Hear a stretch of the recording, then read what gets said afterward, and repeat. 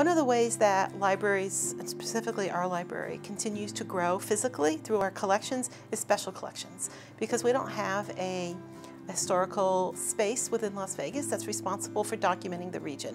We are the resource, the archive, for documenting the history of Southern Nevada, and that's in all of its many facets. Everything from the historical records from 1905 when the city was incorporated and became a town, to all the way through to the 40s and the boom of the Strip, and through the contemporary environment and all that happens right now, and as a city that's exists in the middle of the desert.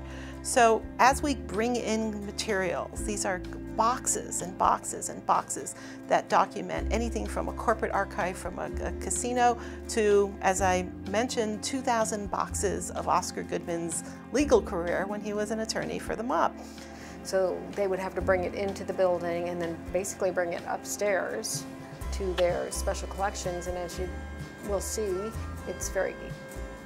they're limited in space. So we had this space on the floor, on the first floor, that had really become sort of the grandma's attic of the library. You know, that space where you can kind of dump broken furniture and old boxes of things. And we were putting there all kinds of really fabulous collections that we hadn't had time yet to work on. And that's where 2,000 boxes of Oscar Goodman papers went. That's where we had some Howard Hughes public relations files. That's where we had architectural drawings from Stern and Risman, the two architects who built a lot of the major casinos on the Strip. And we really needed to have a space that we could work with those. So on the first floor of the library, where their loading dock is, and they had some warehouse space adjacent to their laser, which is their storage retrieval system.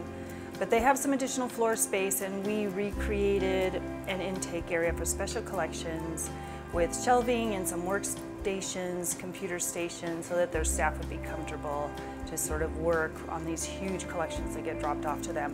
So they go through and they process and they decide what goes in storage and what perhaps goes upstairs within their department for easy retrieval. But they process on that first floor. So that was one of the first projects we did. This particular part of the library is a place where we have it's called the Lied Automated Storage Retrieval System. It's a very high, compact shelving unit that's robotic. It was actually designed for manufacturing to store car parts, automobile parts. It's large bins with robotic retrieval arms that you can put in a request and it'll find and retrieve the bin with whatever's in the bin. We happen to be the first, or actually we were the second library in the country to use it for books, and it was installed when the library was built. Next to the area where the laser system is installed, there's flooring and space to actually build it out, because the existing system has capacity for about 600,000 volumes, and we thought that in the future we would need to be able to build it out and add more books. As it turns out, we're buying fewer books because everything's electronic now, and as I mentioned, the only thing that's not electronic are these special collections, the photographs, the architectural records, people's papers. And so that's what we're ending up using that space for.